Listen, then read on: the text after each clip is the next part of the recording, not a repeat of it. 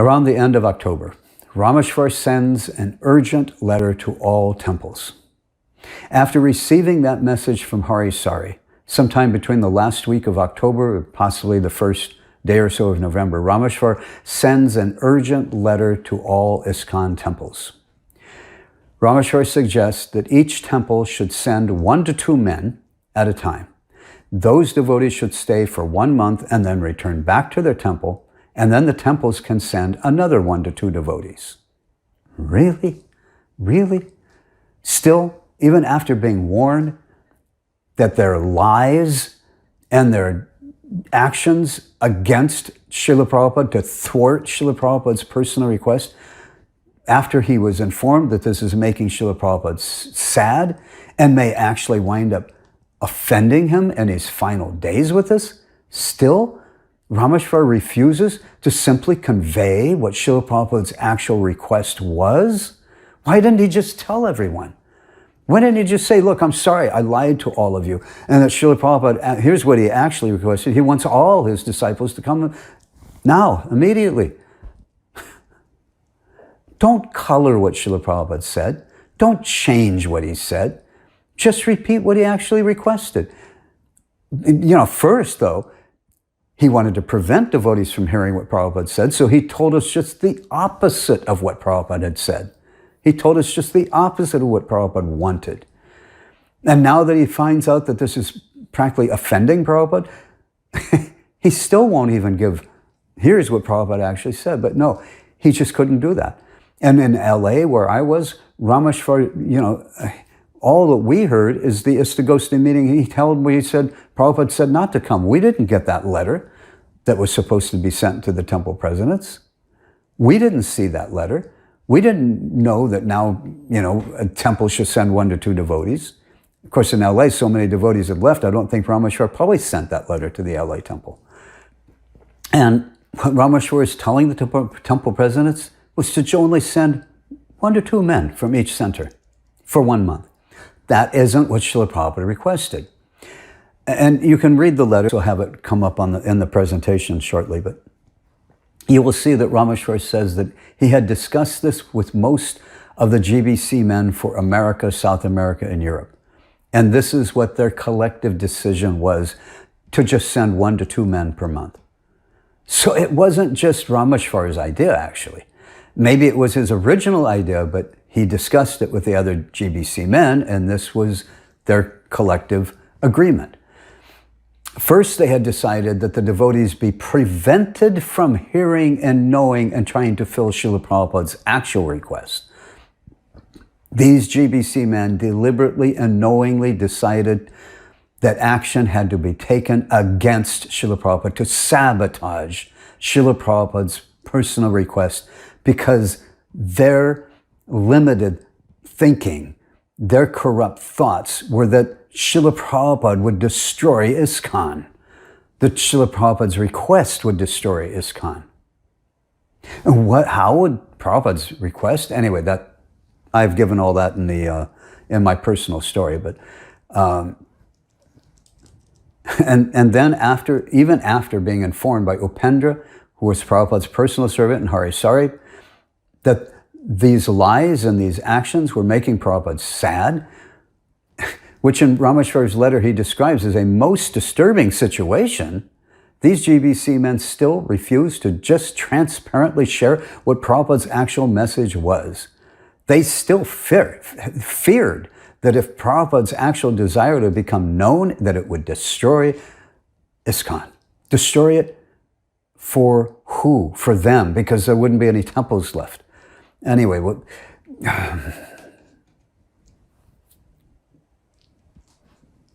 so even though they were trying to make some effort so that Srila Prabhupada wouldn't be too hurt or too offended, they still decided his message needs to be colored.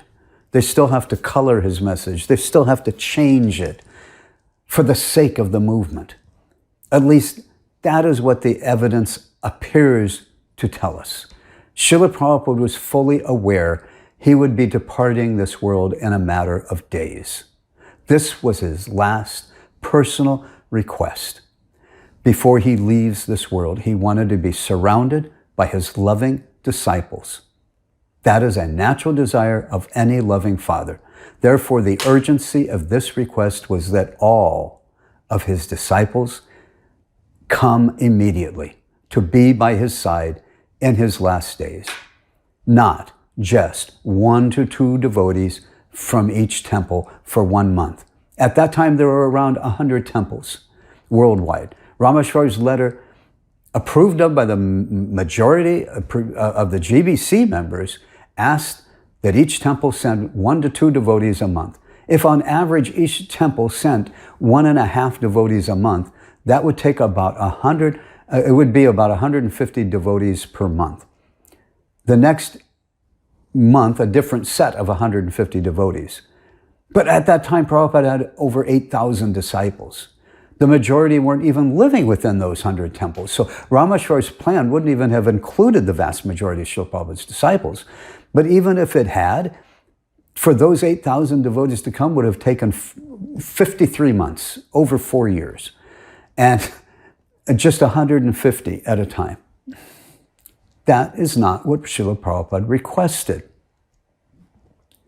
And their point that Prabhupada's request would have destroyed ISKCON, how could they think that Prabhupada's request would destroy ISKCON? They had a complete and total lack of faith in the words of their spiritual master. That's what it really boils down to. And not just Ramesvar, and Tamal and Satsvarup, but a majority of the GBC who signed on to this whole idea. They lacked faith in the words of their spiritual master. How would Srila Prabhupada's request have destroyed ISKCON? Srila Prabhupada was more intelligent than all of them combined. Or were they thinking that the old man was now getting senile and is sick and he doesn't understand what he's doing? I have no idea what their thinking was. But Srila Prabhupada was more intelligent, had sharper wit than all of them combined together. He knew if all his disciples left the temples would be in need of funding and functioning. Prabhupada was leaving the world. He was leaving his body soon. He just wanted his disciples to come to be with him one last time. So if his health got better and he didn't leave right away, he would have just sent everyone back. Now that I've seen everyone, now you can go back to your services. My father did that. He only had 3 children, but we each came and saw him. And then after he saw all of us, and it was actually, I lived nearby. My brother came down from Oregon. My sister came from Arkansas, and he's seen us. And then a week later, he left his body. Well, they all went back because my brother was running a business. My daughter had, my sister had daughters in school. So they went back to their homes. But they all got to see him. He got to see everyone, and then he left his. So Prabhupada wasn't a fool, and they were taking Prabhupada to be a fool. Now, I've explained all that in my personal story as well.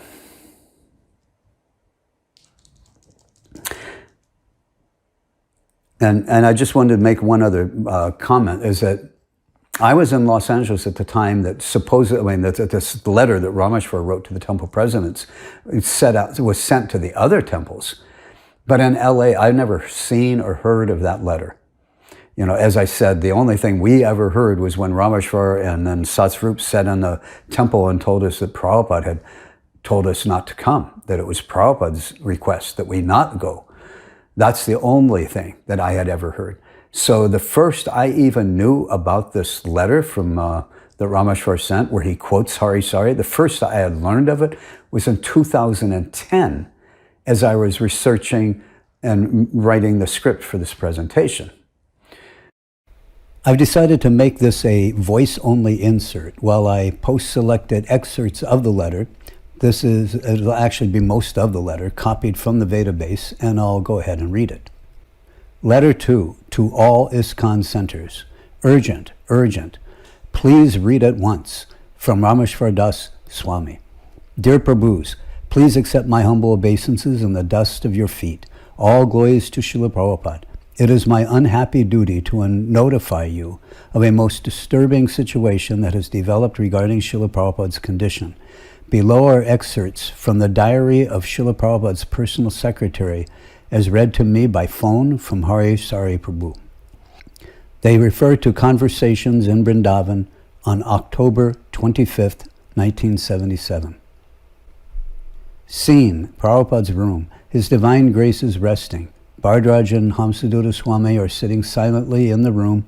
Prabhupada awakens. Prabhupada to Upendra. So everyone has left? Upendra, yes. Prabhupada, I feel very unhappy when no one is here. They are avoiding me. They do not want to come. Upendra, Bhardraj and Hamsadutta Swami are here. Do you want kirtan? Prabhupada, at least japa while I sleep. When I look around, I see the room is empty and I feel unhappy. When I see no one around me, I feel lonely. Bhardraj, we'll get some others and Hamsadutta and I will do kirtan. Prabhupada, why not all of you?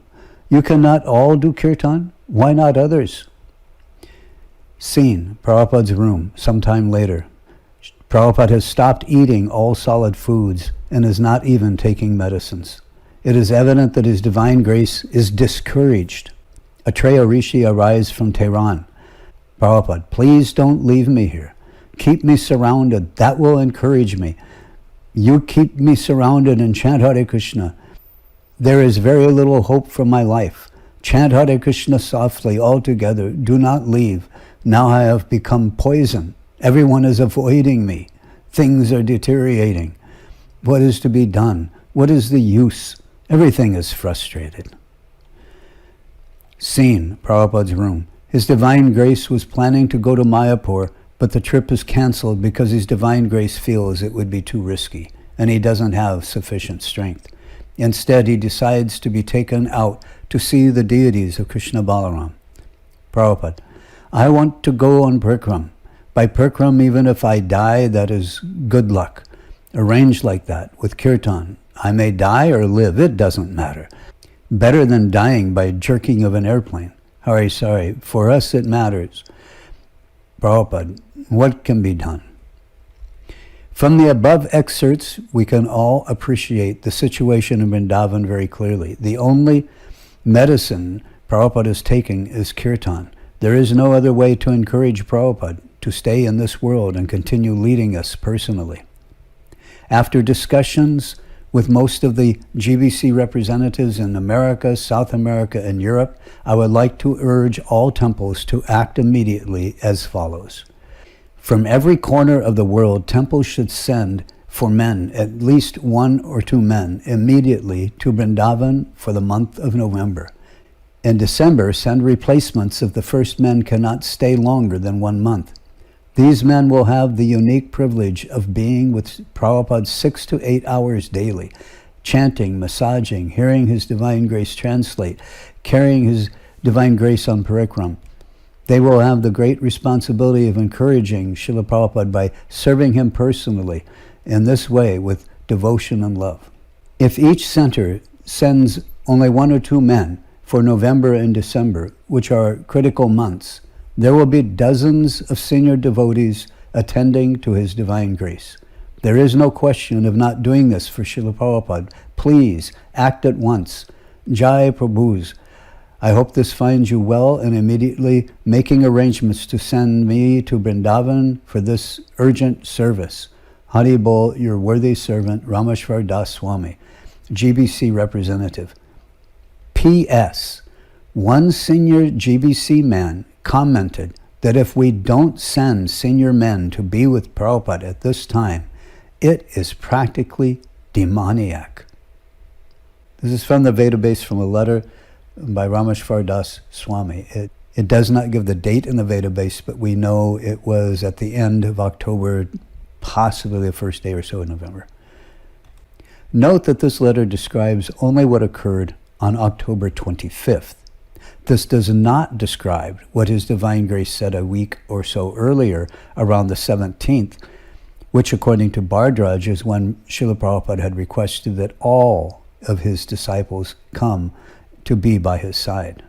It was that previous incident that prompted Ramesvar to come back to the U.S. and lie to everyone, telling us that Srila Prabhupada actually sent Ramesvar to inform us that he did not want us to come to be by his side. Basically, this letter is describing the fallout from that horrible decision and action that these GBC men had taken. And it also shows us their attempt at damage control to try to make up for the offenses they had committed. It reminds me of the saying, too little, too late. Note the very last line in the PS section, which I've highlighted here. Ramesvar wrote, one senior GBC man commented that if we don't send senior men to be with Prabhupada at this time, it is practically demoniac. Practically demoniac. And that was the opinion of a senior GBC man at the time. Srila Prabhupada was not just saddened by this. According to the account given, he was discouraged and frustrated. As Srila Prabhupada's secretary told in the report, basically Srila Prabhupada had given up his desire to remain in this world any longer because he felt his disciples were avoiding him. This was very serious. In this letter, Ramesvar describes the conversations using quotation marks. I don't find a transcript of the conversation in the database, a recording, so I don't think the conversations are recorded. He does mention that Harisari shared with him excerpts of the diary of Prabhupada's personal secretary. I'm not sure if that was Tamal, who was acting as Prabhupada's personal secretary at the time, or if it was Upendra or Harisari himself, who were acting as personal servants. But anyway, this was allegedly written down in one of the diaries. And the account differed only slightly from the version that I recall that Bhardraj shared with the Fate Museum devotee project devotees, which was 1.5 weeks after Srila Prabhupada's disappearance. First of all, he told us that he was there. He told us that there was another conversation on the earlier day where Srila Prabhupada specifically asked for all his disciples to come and be by his side. That request took place, a week or more before this conversation that is quoted here in this letter. Bhardraj had related to us that, it was later when this conversation took place. So when Srila Prabhupada woke up from a rest, that he looked around and there were only 3 devotees in the room, Bhardraj, Upendra, and Hamsaduta. This is where the conversation in this letter begins. Of course, it leaves out the fact that Srila Prabhupada had made the early request, requesting all of his disciples to come, not just senior devotees, as Ramesvar's letter takes note of. Srila Prabhupada loved and cared for all his disciples, no matter how insignificant we were, whether we were GBC leaders or we were the dishwashers. He cared for all of us the same. We were all his disciples. From the letter, seen Prabhupada's room sometime later. Prabhupada has stopped eating all solid foods and is not even taking medicines. It is evident that his divine grace is discouraged. Prabhupada, please don't leave me here. Please keep me surrounded. That will encourage me. You keep me surrounded and chant Hare Krishna. There is very little hope for my life. Chant Hare Krishna softly, all together. Do not leave. Now I have become poisonous. Everyone is avoiding me. Things are deteriorating. What is to be done? What is the use? Everything is frustrated. Whew. End of quote. All Srila Prabhupada had asked, all he had requested, was for all of his disciples to come, and yet these men, headed by Ramesvar, took extensive actions first to totally thwart that request entirely, to lie to all of us to do it, to lie before their lordships in the temple, in Krishna's temple room. That enough is an offense. And then to lie to us on Prabhupada's name. And then when they find out it's offending Prabhupada, it's hurting him, it's making him sad, and then they color his words. They still will not give the exact, request that Prabhupada gave. So this attempt by Ramesvar and many other GBC men who were involved, it was just sorely insufficient to undo the offenses that their lies to all of us had committed. Their offense was just not to Srila Prabhupada, but of course to offend Srila Prabhupada was the elephant of all offenses, but they offended all of Srila Prabhupada's disciples. We were all deeply affected by this, whether those knew it at the time or not. If we had all heard that this is what Prabhupada wanted, we would have all gone to be with Srila Prabhupada. So just take note, though, of how far off the judgment of these GBC men were at the time, how far they would go to the point of lying, to deliberately going against Srila Prabhupada, to lie on his name, to lie in front of the deities, just how far they would go, and just how far off their judgment was in their decision-making processes. When their minds told them that they knew better than Prabhupada, they were ready to listen to their own minds, even to the point of taking deliberate actions against Srila Prabhupada, to sabotage his request, to lie in front of Krishna and the temple, to lie on Prabhupada's name. My motive isn't to find fault. All I am doing, these are the facts. This is what took place. We even have the letter that Ramesvar himself wrote. He's quoting from the devotees that were there. We have Pitadas and Bhardraja's, telling me what took place. These are the facts. This is what happened to Srila Prabhupada in his last month.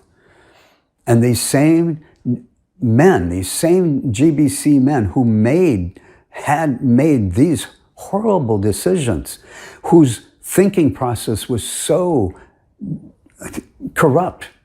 These are the same men who just a few months ago had restricted Prabhupada's letter, the July 9th letter. They decided Prabhupada's letter was really bad. Devotees can't see that. Just like Prabhupada's request was really bad. We can't let devotees know about this. They are the same devotees who made the decisions about what system that Prabhupada wanted on this Ritvik Guru issue. I'm not at all trying to make this sound any worse than it actually was. No, I'm simply documenting what took place. And that's all. And it's right there. Even a senior GBC man at that time in 1977, he was saying what they had done was practically demoniac. It was demoniac. It was offensive. They had offended Srila Prabhupada. They made him sad. They hurt his feelings. They were offending him. They had discouraged him. He didn't feel like he could go on anymore. Who knows if all the disciples had gone there, if they had fulfilled Prabhupada's request, Prabhupada may have felt much more encouraged, and his health may have recovered. He may have been with us for another 20 years. We don't know. At least another 15 years. Sridhar Maharaj, he lived into the 90s, into his 90s, age of 90s. Prabhupada could have also, if he had become encouraged, but instead he became discouraged and he gave up all hope because the devotees didn't come.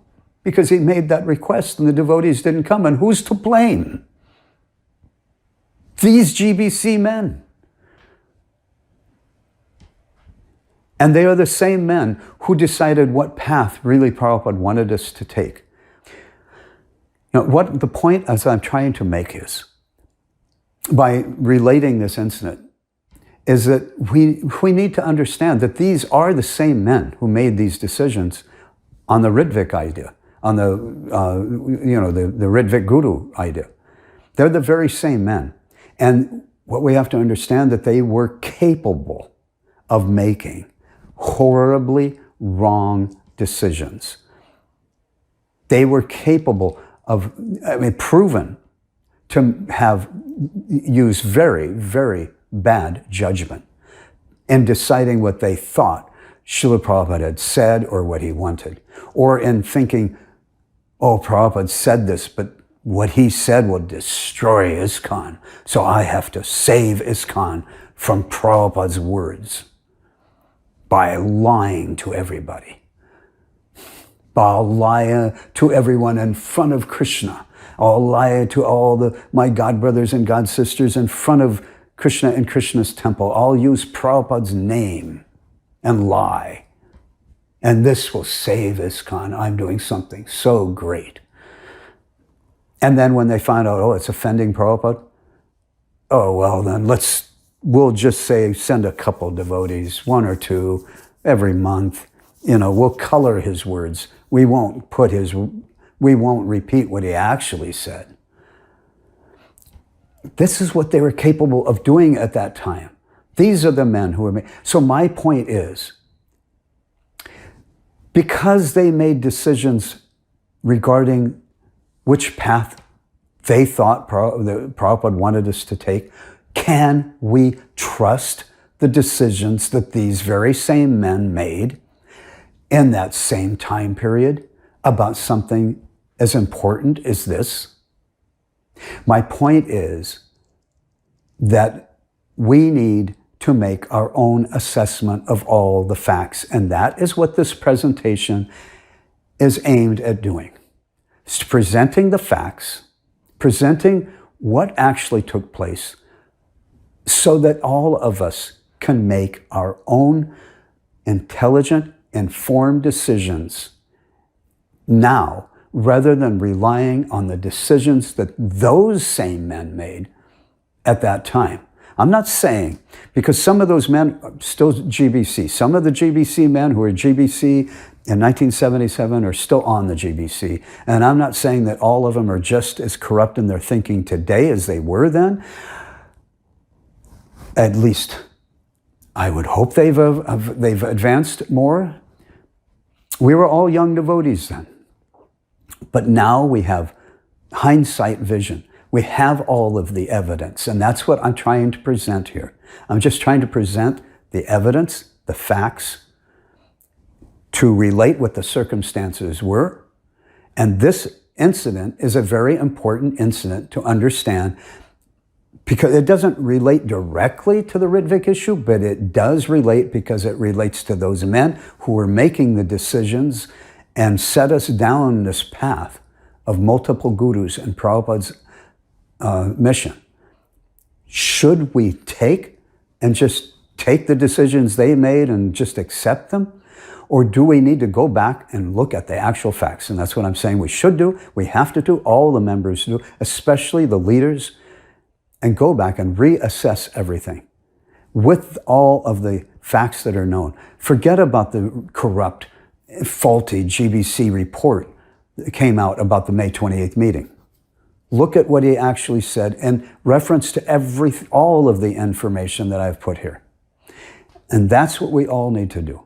Look at how the July 9th letter is tied directly to not just when Prabhupada said he would select Ritviks, that ties it to the question that was asked, how will initiations to be conducted when you're no longer present? And that is tied directly to the July 9th letter. How will those initiations be conducted? Prabhupada gives how those initiations are to be conducted. When was that for? After he's no longer present. We have to take all of this and then realize that the GBC, those same GBC men who came to these horrible conclusions, who made horrible decisions that offended Srila Prabhupada, who disobeyed his instructions instead of sending out the July 9th letter to all the temples as Prabhupada had requested. Time after time, these men made horrible decisions. And they took horrible actions, offensive actions, to offend Srila Prabhupada, to lie to us. All of this, we have to take all of this into consideration, and then we make our own assessment of the actual facts of what took place. And that, again, I'm saying, is the purpose of this presentation. And that is why this incident is important to bring up. And I brought it up in my personal story. I didn't even start doing all that. Actually, it all came out after I started praying to Prabhupada to make this presentation his presentation. And that's when I realized I needed to say more about that incident that took place, this incident that took place. And in my personal story, and I brought it all up there to tie it in with this presentation, this part of the presentation. And that's why this incident is important to understand, because we need to understand that these men were capable of making the most horrible decisions at the time. And then we have to reassess all the decisions they did make at that time. Rather than these men having made one wonderful and transcendental decision after the next at this time, the real facts shows us an entirely different history.